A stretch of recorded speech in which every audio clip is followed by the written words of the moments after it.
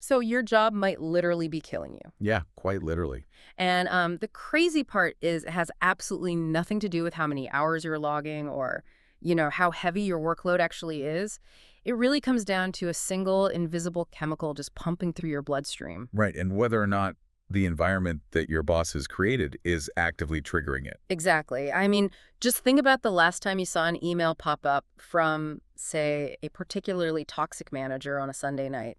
Did you feel your heart rate spike? Oh, the stomach drop. Yes, the stomach drop. That is your ancient Paleolithic brain just completely misinterpreting modern corporate life. We were essentially driving snowmobiles through the Sahara Desert and then wondering why the engines keep breaking down. It's a profound mismatch, really. I mean, we are navigating modern boardrooms using ancient survival hardware. The biological systems that were designed to keep us alive in, hunter-gatherer tribes, they are the exact same systems driving everything from office politics to corporate mergers today. Which is why we're doing this deep dive today. Welcome, everyone. We are opening up the insights from Simon Sinek's book, Leaders Eat Last, to decode the biological and anthropological secrets of human cooperation. It's such a fascinating read. It really is. We're going to explore why great leaders willingly sacrifice their own comfort for their teams, how our bodies chemically reward us for trust, and how one very specific historical shift accidentally broke our natural biology at work. And we should clarify, this goes way beyond standard human resources theory. We're looking at hardwired evolutionary mechanics here. Right. To truly understand why some teams will, literally take a bullet for each other while others fracture at the slightest stress, you have to examine human behavior at its absolute extremes. So we're talking about A-10 fighter pilots in combat, the raw neurochemicals flooding your brain right now, and even air traffic controllers making these split-second life-or-death decisions. Well, let's actually start with that extreme end of the spectrum, because when the stakes are life and death, these human dynamics just become crystal clear. So picture this. It is August 16th, 2002. Okay. You are an A-10 Warthog pilot named Captain Mike Drowley. Call sign Johnny Bravo, right? Yes, Johnny Bravo. You're flying over Afghanistan on a pitch-black night, thick clouds, no moon, and you are thousands of feet in the air, completely safe from the chaos on the ground. But down in this rocky valley, a team of 22 Special Operations Forces is pinned down by enemy fire. That's a nightmare scenario. It is. And then you hear those three terrifying words over the radio troops in contact. Right, which in military terms means ground forces are actively taking fire. And what Johnny Bravo does in the next few moments, it completely defies basic self-preservation. Completely. He doesn't have a clear line of sight through the weather. He's relying on outdated Soviet-era maps, and the mountainous terrain makes diving below the cloud cover incredibly dangerous. Hitting a mountain peak is a very real statistical probability. But he decides to execute a weather letdown anyway. Exactly. He flies blindly into the turbulence, literally counting out loud in the cockpit 1,000 to 1,000 running mental math on his distance from the canyon walls. Which is just insane. Right. Just so he can get low enough to fire his Gatling gun and give those 22 men top cover. And he doesn't just do it once, he does it repeatedly. He counts the seconds, pulls these sharp, punishing G-force turns at the last possible moment, and keeps firing until every single one of those 22 men makes it out alive. 0 American casualties. 0. Now, the obvious question is, why? Why risk a multi-million-dollar aircraft in your own life for people you've literally never met? Right. He didn't get a financial bonus for doing it. Exactly. But when asked, Bravo credited one specific mechanism, and it was empathy. He had actively trained himself to visualize the troops on the ground. He would imagine scenes from movies like Saving Private Ryan just to force himself to viscerally feel their anxiety and terror. And that empathy, it isn't just an abstract feeling, it's an active survival tool. Johnny Bravo's courage was fueled by this deeply ingrained, unshakable belief that the men on the ground would have done the exact same thing for him. Yes. That is the ultimate standard of human cooperation. True protection is mutual, and it comes from all directions. When people genuinely feel that someone else has their back, they are biologically freed up to take extraordinary risks to advance the interests of the group. Okay, so translating military combat into everyday corporate life can sometimes feel like a stretch, right? Oh, for sure. So let's bring it into a setting you might find much more familiar. Think about Bob Chapman. He's a CEO who took over a manufacturing plant called Hasten Sandiaker. And the environment he walked into was basically the polar opposite of Johnny Bravo's cockpit. It was so toxic. The factory workers were essentially treated like untrustworthy inmates. If you needed a spare part to fix a machine, it was kept in a locked cage. Yeah. If you needed to check in on a sick child at home, you literally had to ask a supervisor for permission to use a payphone. And loud bells dictated the exact minute you were allowed to stand up, take a break, or sit back down. So it was an environment built entirely on suspicion. Management operated on the assumption that the workers on the floor were just, well, inherent liabilities who needed constant policing. Right. But meanwhile, the office workers in the exact same building were trusted to manage their own schedules, use the phones whenever they wanted, and grab supplies freely. It's such a massive discrepancy. It is. And Chapman saw this and made a really radical decision. He removed the time clocks entirely. He took the physical padlocks off the spare parts cages too, right? Yep. Ripped out the bells, got rid of the payphones. He mandated that the factory floor workers receive the exact same level of trust as the executives in the front office. Now, if I'm a traditional manager hearing this, my brain immediately screams that taking off the locks means... Means I'm going to lose 20% of my inventory to theft. Exactly. And if you remove the time clocks, people are just going to show up late and leave early. I mean, human beings can be opportunistic. That is the standard managerial fear. But the data proved the exact opposite. By treating his employees like trusted adults, Chapman established what Sinek calls a circle of safety. And the result wasn't a sudden spike in theft or laziness. It was a massive, immediate drop in internal friction. Right, because the workers no longer had to waste all this energy defending themselves against micromanagement. So they redirected that energy into the work itself. They started performing proactive maintenance on their machines, drastically reducing breakdowns. In one instance, employees even started spontaneously donating their paid vacation days to a coworker whose wife was going through a medical emergency. That's incredible. And financially, the company's revenue surged from $55 million to $95 million. Wow. So Chapman unlocked some cages and revenue nearly doubled. But that wasn't just good luck. It was a literal chemical reaction. Because by changing the rules, he fundamentally altered the brain chemistry of every person on that factory floor. Which brings us back to that snowmobile in the desert metaphor. We are driven by these Paleolithic chemical cocktails. There are 4 primary chemicals driving almost every decision you make at work. Right, the E.D.S.O chemicals. Endorphins, dopamine, serotonin, and oxytocin. E.D.S.O. Let's break those down because putting them into 2 specific categories makes it much easier to understand. You have the selfish chemicals and the selfless chemicals. So endorphins and dopamine are the selfish ones. They're all about individual survival and progress. Endorphins serve a very specific biological purpose, which is to mask physical pain with a feeling of pleasure. Like the runner's high. Exactly. From an evolutionary standpoint, endorphins gave early human hunters the physical stamina to, track an animal for 20 miles in the blazing heat without just collapsing from exhaustion. And then you have dopamine, which is the incentive chemical. Dopamine is that addictive, goal-oriented hit of satisfaction you get when you find food or cross a massive project off your to-do list or hit your KPIs at the end of the quarter. It's the reason you feel a compulsion to keep checking your phone for a new notification. Dopamine ensures we keep getting things done. Right. So those are the selfish ones. Then we shift to the selfless chemicals, which are responsible for that circle of safety we talked about. First up is serotonin, the leadership chemical. It's that deep feeling of pride, status, and public recognition. Like winning an award. Yeah, or imagine a college student walking across the stage at graduation, looking into the crowd, and seeing their parents beaming with pride. That warm, swelling feeling, that is serotonin. It reinforces the social bond between the leader and the follower, the parent and the child, the manager and the employee. Finally, we have oxytocin, basically chemical love. This is the feeling of deep trust and safety you get from physical contact, like a handshake or a hug, or even from just witnessing an act of genuine generosity. Oxytocin is the glue that actually holds the circle of safety together. Now, I'm looking at this E.D.S.O breakdown, and my immediate simple thought is this. If I'm a CEO, why do I care about serotonin and oxytocin at all? I just want my sales team closing deals and driving revenue. Just give dopamine? Right. Dangle a massive financial bonus, set aggressive metrics, and let them hunt. Why doesn't a purely dopamine-driven culture work? Because a purely dopamine-driven culture is biologically lethal.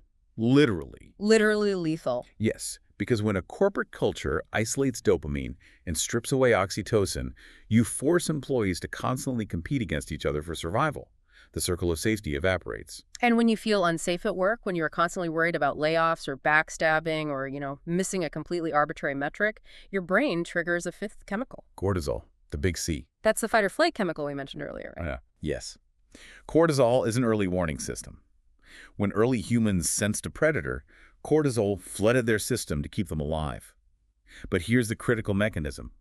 To give you the burst of energy needed to run away from a saber-toothed tiger, cortisol shuts down all non-essential bodily functions. Oh, wow. It halts your digestion, and crucially, it completely turns off your immune system. Your body decides, hey, it doesn't need to fight off a mild cold if you're about to be eaten. But our ancient brains cannot tell the difference between the physical threat of a tiger and the emotional threat of a toxic boss. Right, so the cortisol just flows constantly, never shuts off. Which is terrifying. It is. The Whitehall studies illustrated this perfectly. Researchers tracked thousands of government employees in Britain over years, and they discovered that workplace stress is not actually caused by the high demands or heavy responsibilities of top-level executive jobs. Which is what everyone assumes, right? Heavy lies the crown. Exactly, but true stress is caused by a lack of control and a lack of support.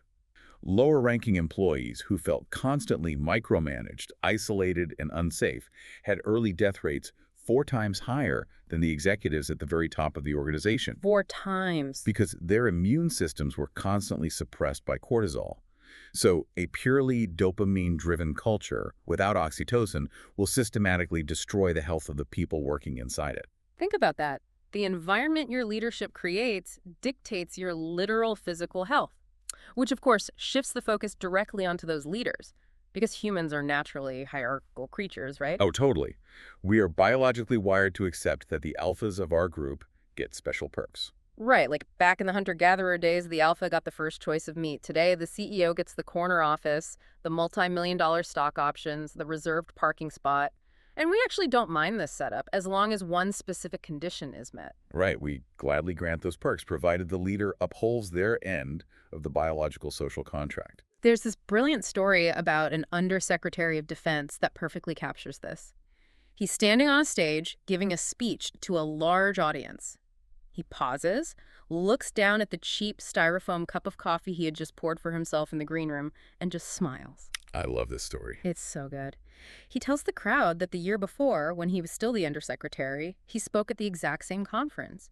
But back then, he was flown in business class, escorted by security, and a staffer handed him a beautiful ceramic cup of coffee before he even walked on stage. But now, as a private citizen. Now he had to take a taxi and pour his own coffee into a styrofoam cup, and the realization he shares is incredibly profound. The ceramic cup was never meant for him. It was meant for the position he held. The individual only ever deserved a styrofoam cup. Because all the perks, all the deference, they belong to the role of leadership, not the person occupying it. And the cost of occupying that role is self-interest. The biological contract dictates that when danger strikes the tribe, the alpha is expected to rush toward the danger to protect the group. The perks are basically the prepayment for that future sacrifice. Ah, prepayment. That's a great way to put it. This explains why society feels such a visceral, collective disgust when we see Wall Street executives taking massive bonuses while simultaneously laying off thousands of frontline workers to balance the books. It doesn't just feel unfair from a policy standpoint. No, it violates our deepest anthropological wiring. Those executives took the ceramic cup, but when the danger came, they refused to protect the tribe. It's essentially the exact same dynamic as a family. Charlie Kim, who's the CEO of a tech company called NextJump, he looked at this biological reality and realized something pretty simple. You don't fire your children. Right. If your kid brings home a terrible report card, you don't evict them from your house. You sit them down, figure out what's wrong, and you coach them. So he instituted a lifetime employment policy at his company. Which sounds crazy to a traditional CEO. Totally. But once you're hired, you cannot be fired for performance issues. You only get coaching. And Bob Chapman applied this exact same logic during the 2008 financial crash. His manufacturing company lost 30% of its orders almost overnight. And the standard corporate playbook demands immediate mass layoffs to protect the bottom line there. Exactly. But Chapman refused to sacrifice his people to save the numbers. Instead, he instituted a mandatory 4-week unpaid furlough for every single employee, from himself as the CEO all the way down to the receptionist. And his reasoning was so simple. He said it's better that everyone suffers a little so that no one has to suffer a lot. Because he chose to eat last. He removed the threat of layoffs, which instantly stopped that flow of cortisol in his employees. And the response was incredible. Workers who could afford the temporary pay cut spontaneously started trading their furlough weeks with colleagues who had tighter financial margins. They protected each other. Yeah. When the economy eventually recovered, that fierce, chemically bonded loyalty drove the company's growth to entirely new heights. When leaders provide cover from above, the people on the ground will do almost anything to ensure the organization succeeds. But this introduces a really fascinating tension into how we structure our organizations. If human trust is the ultimate driver of success, how do we balance that against this strict rules and procedures that companies, actually need to function? Right. Because when an organization relies solely on a rigid rule book, it strips away the humanity required to actually solve complex problems. There is a gripping example of this tension involving flight KH-209. So you have a passenger plane with 126 souls on board, cruising at 36,000 feet, when thick smoke suddenly starts pouring into the cockpit. Terrifying. The pilot gets on the radio to air traffic control, declaring a desperate, immediate emergency. They have to descend right now, but there's a massive obstacle. There's another commercial airliner flying directly in their descent path. And the strict rule set by the FAA, the Federal Aviation Authority, dictates that planes must always maintain a 1,000-foot vertical buffer between each other at all times. No exceptions. So an air traffic controller whose only priority was following the rules would have told the distressed plane to hold its altitude. Which likely would have resulted in a catastrophic crash. But instead, the controller on duty didn't just blindly stare at the rulebook. He told the distressed plane to descend immediately, intentionally shattering the 1,000-foot buffer and bringing the two massive planes within just 2 miles of each other. Wow. He actively managed the descent, communicated with the lower plane, and ultimately saved 126 lives. He prioritized keeping human beings alive over maintaining a bureaucratic boundary. Now, if I'm running a company and I tell my team, hey, just trust your gut, break the rules whenever you feel like it's necessary. Yeah, I feel like I'm just inviting total anarchy. We have rules for a reason. Right, and that is exactly where the combination of rigorous training and the circle of safety becomes vital. You don't just hand people the keys and tell them to do whatever they want. You train them relentlessly, you build their competence, and then, crucially, you trust them to recognize the rare moment when the situation on the ground requires abandoning the rule book. Because ultimately, we don't trust rules. We trust people. Exactly. A static rulebook cannot account for a smoke-filled cockpit in crowded airspace. But a highly trained human being who knows they have the cover from leadership to do the right thing absolutely can.